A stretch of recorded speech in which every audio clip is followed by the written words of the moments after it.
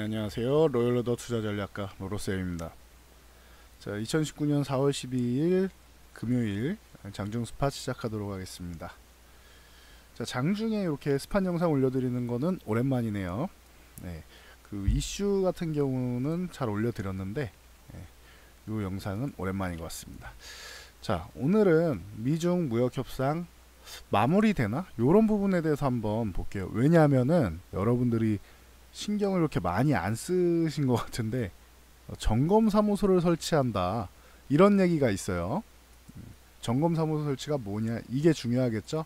이 부분에 대해서 저랑 같이 한번 알아보도록 하겠습니다. 그리고 방탄소년단이 이제 컴백하죠. BTS 방탄소년단. 뭐 페르소나 뭐 앨범을 갖고 오는데 티저 컴백 트레일러 티저만 해도 엄청난 이슈를 몰고 왔습니다. 그래서 그 부분도 한번 보도록 하겠습니다.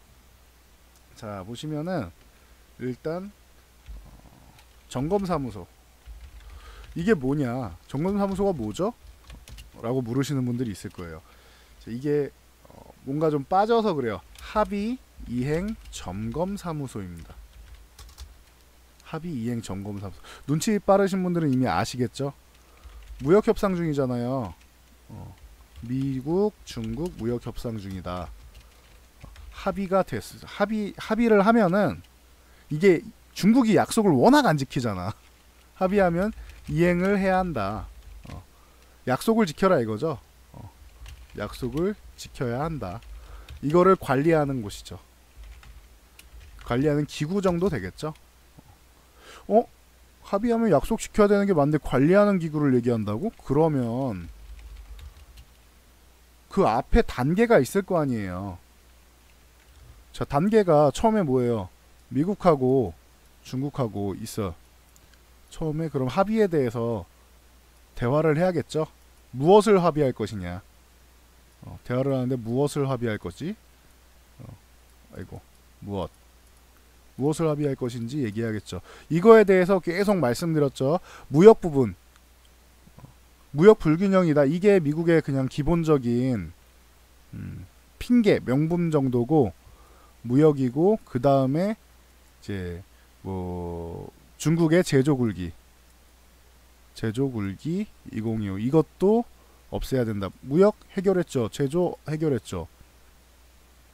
그리고 나서 나온 게 이제 지적재산권이나 보조금 규제 문제나 너네가 합의를 이행하면은 약속을 지켜야 된다. 약속 이행 부분이나 이런 부분이 계속 얘기가 나왔죠. 그러면서 제가 최근에 얘네가 단어 하나 가지고도 2시간 동안 싸웠다네요. 그러면은 이미 합의문을 작성하는 거 아닙니까? 내용이, 합의문을 작성한다는 건 이게 내용이 어느 정도 돼 있으니까 합의문을 작성할 거 아니에요. 제가 말씀드린 것 중에 좀 이상한 부분이 있나요, 여러분? 틀렸다, 뭐 이건 아닌 것 같다는 부분 있나요? 굉장히 최대한 쉽게 설명드리고 있는데 저는 기본이잖아요, 여러분. 우리 그 뭐 회사 생활할 때도 그렇고 이제 학교 생활할 때도 그렇고 그냥 일반 생활에 나오는 거잖아요. 당연히 무엇을 합의할지를 먼저 얘기하고 이 부분에서 하나하나 해결해 나가는 거잖아요. 그리고 나서 문서화 시켜서, 제가 이 문서화가 굉장히 중요하다고 했죠. 그래서 로버트 라이트하이저가 강경파인데 우려감을 갖는다라고 하는 사람들한테 웃기지 마라. 로버트 라이트하이저는 이 문서화 시키고 법적으로 뭐 재정 이런 쪽에 특화된 사람이다.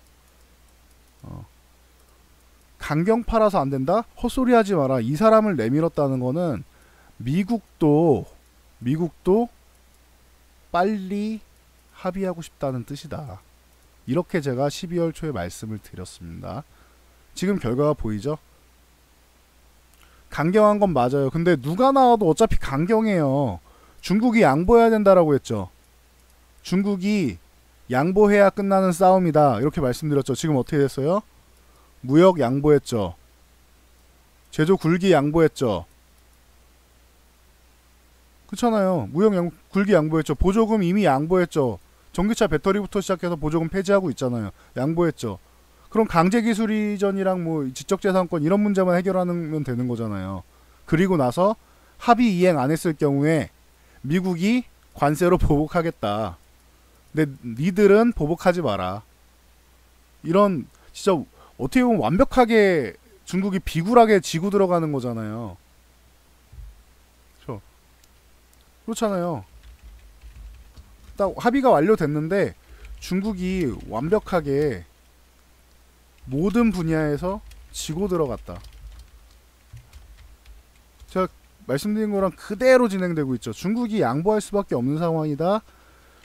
그런데 입장 바꿔 생각하자. 문재인 대통령이 이쪽인가요? 문재인이죠.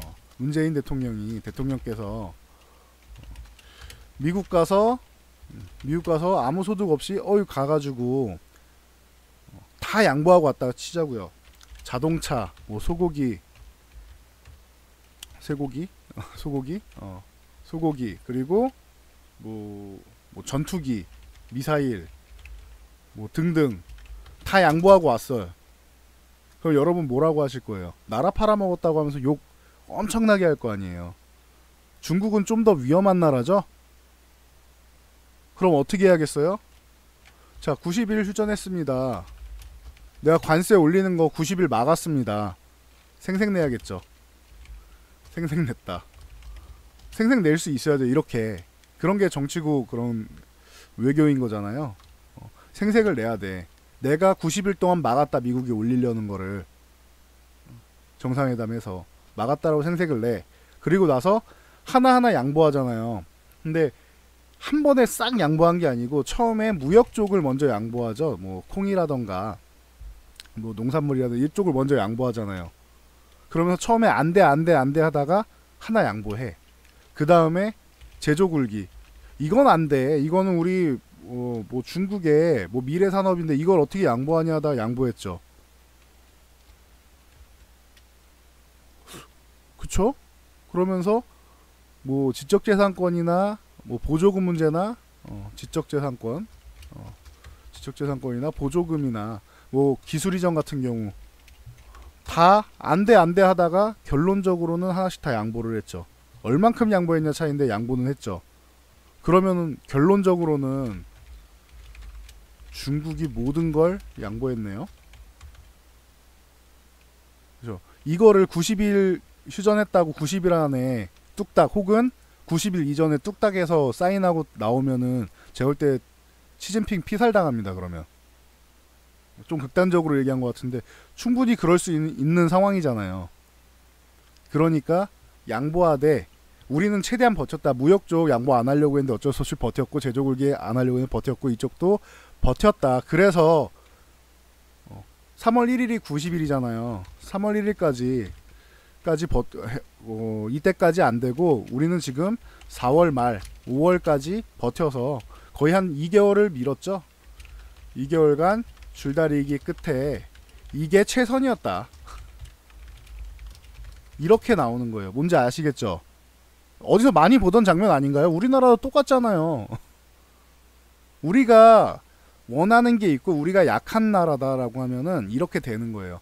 중국 같은 경우는 약한 나라라고 할 수 없지만 원하는 게 있으니까 이렇게 결론이 나는 거예요. 2개월 연장해서 줄다리기 한 다음에 최선이었다. 제가 말씀드렸죠. 이거 아무리 빨라도 3월 1일은 택도 없고 최소한 2주에서 한 달. 이게 제일 빠른 거라고 말씀드렸죠. 연장될 것이다. 제가 이거를 12월 초에 이게 정상회담 나오자마자 첫 영상 12월 3일에 올려드린 내용이에요.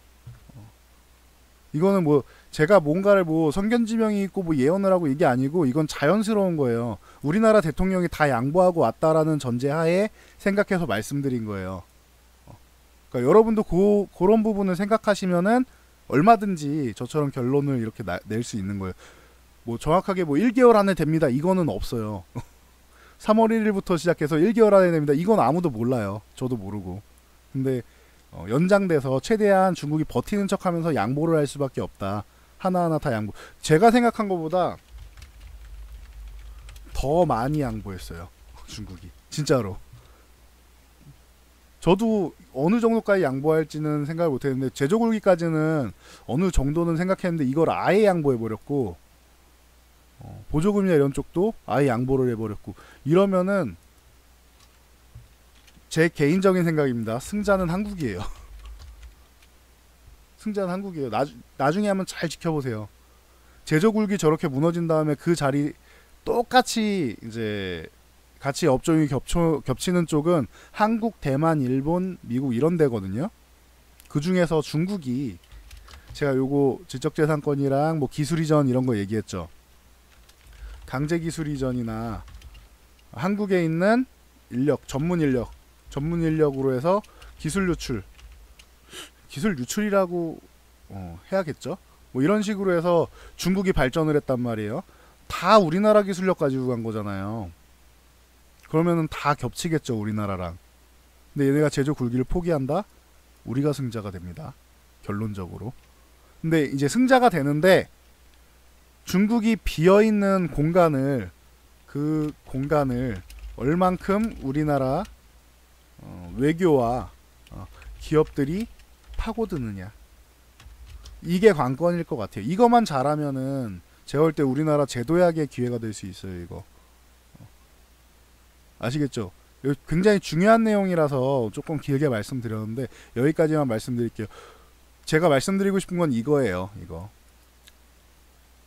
미중 무역협상이 지금 합의하면 약속을 지켜야 된다, 관리하는 기구, 합의 이행 점검사무소 얘기가 나온다는 거는 합의 완료가 다 됐다, 완료가 거의 다 됐다, 합의문이 거의 완료됐다, 도장만 찍으면 되고, 최종 검토하고 도장을 찍어야겠죠. 최종 검토하고 2번, 3번, 10번도 검토를 할 거예요. 이 사람들이 똑똑한 사람들인데 혹시나 실수한 게 있지 않을까, 아니면 다르게 해석할 수 있는 게 있지 않을까, 엄청나게 지금 그거를 마무리 단계에서 고민하고 회의하고 할 거란 말이에요. 다 됐잖아요. 그러면은 그리고 나서 보고를 하겠죠, 대통령한테. 일단은 초안은 합의됐는데 한번 봐라. 그리고 나서 이제 해가지고 요런 점 뭐 세부적으로 수정하자 해서 그거 수정해가지고 발표하겠죠. 그럼 트럼프랑 시진핑이 만나서 정상회담, 너무 저렴하게 표현했죠. 시진핑이 만나서 악수하고 사진 찍으면 되는 거예요. 정상회담에서 서로 이제 외교의 성과를 뽐내면 돼요. 그냥 만나서 악수하고 사진 찍는 거지, 뭐 도장 하나 찍고. 이러면은 해결되는 거다. 그 사이에 우리가 얼만큼 파고드느냐, 이게 관건인데, 전 충분히 지금 이미 우리나라 기업들 움직이고 있고 잘하고 있을 거라고 생각합니다. 대표적으로 삼성하고 LG화 들 수 있고요. 그 외에 많은 기업들이 잘하고 있을 거라고 생각합니다. 요 정도까지만 말씀드리고 넘어갈게요. 나머지는 복잡한 부분이고 또 이제 시간이 또 걸리는 부분이니까 지켜보면서 또 말씀드리자고요. 제가 너무 소설 쓰는 것처럼 나오면 안 되니까. 자, 그래요. 여기까지 말씀드리고 또 방탄소년단도 컴백한다 이렇게 했으니까 오늘 특징주 한번 보면은 중국이 저렇게 점검 사무소를 만든다 이런 얘기 나오니까 오늘 뭐가 세요? 중국 기업들이 한국에 상장했어요. 한국에 상장한 중국 기업들. 자, 요것도 재밌는 거 하나 알려드릴게요. 중국 기업이 한국에 상장했으면은 전 이 기업이 혹시나 부실 기업 아닌가 항상 의심을 합니다. 잘 생각해보세요. 투자의 아이디어를 잘 생각해보세요. 중국 기업이면은 중국 본토에 상장하거나 홍콩에 상장하거나 하면은 훨씬 더 자금력이 좋은데 왜 우리나라에 상장을 하죠? 저만 이렇게 생각하나요? 그렇잖아요. 얘네가 자본력도 더 크고 한데 왜 우리나라에 상장을 해? 기업이 좋으면. 저는 그래서 얘네 혹시 부실하거나 뭔가 문제 있는 기업 아니냐, 꼼수가 있지 않겠느냐, 문제 있는 기업 아니냐, 꼼수 있는 기업 아니냐, 그렇게 생각합니다. 그래서 저는 한국에 상장하는 중국 기업들 기업 내용이 좋다 어쩐다 해도 신뢰가 잘 안 가요. 참고로 알고 계세요. 그래서 만약에 이쪽을 매매한다고 치면은 단기도 아니야, 이런 건 초단기로만 매매합니다. 초단기로만. 아예 기업 내용 안 보고 차트로 딱 매매해서 여기 사서 여기 매도 뭐 이런 식으로 딱 초단기 매매하는 게 맞다고 생각합니다. 저는 이런 쪽에서는 의심이 많아요. 절대 믿고 가지 않습니다. 실제로 피해보신 분들 많죠. 실제로 중국에서 우리나라 상장한 기업 중에서 상장 폐지되거나 자진 상장 폐지하고 뭐 이상한 짓 해도 우리가 제재를 못 하잖아요. 그러니까 먹튀하고 이런 게 많죠. 잘 생각해 보세요. 그러니까 그거 생각하면서 가셔야 된다. 차이나 그레이트 오늘 상한가 갔습니다. 이놈이 그냥 이름에서부터 대단한 중국이잖아요. 이름부터가. 오늘 상한가 갔습니다. 자, 그 다음에 중국 기업 볼게요. 미중 무역 협상이 됐을 가능성이 높다. 중국이 좋아질 가능성이 높다. 그러니까 이스트 아시아 이런 기업들이 올라오죠. 이스트 아시아 홀딩스 이런 기업들이 올라오죠. 이것도 상한가 갔다 내려온 것 같네. 그죠? 상한가 갔다가 좀 밀린 거죠. 흥성그룹 이 기업이 뭐 기업 내용이 좋다 이런 내용은 많이 들었는데 그래요. 좋은 것 같아요. 나오는 거 보면은. 근데 제가 그냥 의심이 많아서 그렇습니다. 근데 이건 차트를 이쁘게 잘 만들어 놨었죠. 여기까지 내려왔다 가지 않을까 뭐 이런 모양이었는데 내려오지 않고 여기서 그냥 1250원에서 지지받고 그냥 날아가 버렸어요. 네, 여기는 또 중요한 구간이 되겠죠. 정성그룹 같은 경우도 있고. 그래서 이런 중국에 있는 기업인데 한국에 상장한 기업들이 오늘 날아가고 있다. 이런 거를 보고 싶지는 않습니다. 저는 여러분들이 특별한 매매 기법이 있다 하시는 분들은 건드려도 돼요. 근데 제가 초단기주를 뭐 영상으로 올려드리고 하는 거는 옳은 게 아닌 것 같습니다. 여러분께. 그래서 저는 이쪽을 보지 않는다. 왜 보지 않는지는 방금 설명드렸죠. 그래서 차라리 우리나라 기업 보면은 이런 식으로 올라온 놈들이 있어요. 대한유화 같은 거. 제가 화학주 같은 경우 미중 무역 협상이 완료되면은 좋아진다라고 말씀을 드렸는데 좀 길어졌죠. 그리고 대한유화 이때 의미 있는 구간 나왔다. 요 하단만 이탈 안 하면 괜찮지 않겠느냐라고 말씀드렸는데 위쪽에서 21선 구간에서 16만원 구간에서 움직이다가 오늘 조금 올라와 주고 있다. 거래량 보면 아직 장중인데도 이 정도면은 요렇게 해서 끝나겠죠. 아직 점심시간입니다. 끝나겠죠. 그러면은 57만원대까지는 충분히 가능성이 있지 않을까. 요 60에서 안착하면은 이탈 안하고 안착하면 요 17만원 위쪽까지는 줄 거고 여기를 이쁘게 한 번에 돌파할 수 있을지 모르겠어요. 근데 돌파한다라고 하면은 요 18만원 중반 18만 5천원 부분까지는 가겠죠. 18만 5천원 만약에 여기까지 가면은 그 다음에 생각하자고요. 이게 더 강해질지는 요 정도까지 1차적으로 볼 수 있지 않을까 생각하고 있습니다. 차라리 저는 이렇게 볼 것 같아요. 중국 기업보다는. 아시겠죠? 자, 그리고 방탄소년단이 컴백했다 해서 뭐 LB세미콘 같은 경우도 최근에 엄청나게 좋은 모습을 보이면서 올라왔는데 뭐 겸사겸사 해서 올라왔죠. 이런 거 추격 매수하지 말라고 말씀드리는 거예요. 이거는 보유하신 분들의 영역이에요. 보유자분들이 많이 드셔야 되는 구간이고 수익 나신 분들 축하드리고요. 보유하신 분들의 영역이지 따라가는 게 아니에요. 이건 적어도 요 구간 8,500원, 8,600원 사이까지 8,500원에서 8,600원 요 정도까지 눌려야지 매매가 가능한 거고 그냥 가면은 보유하신 분의 영역이다. 알고 계시면 됩니다. 축하드립니다. 그래서 뭐 추세를 너무 이쁘게 만들고 가고 있어서 뭐라고 뭐 말씀드릴 게 없어요. 그냥 조정 구간에서 매수는 가능하지만 추격 매수는 아닌 것 같다. 추세 잘 만들고 있다. 이쁘다 차트. 요 정도까지 말씀드리면 끝인 것 같아요.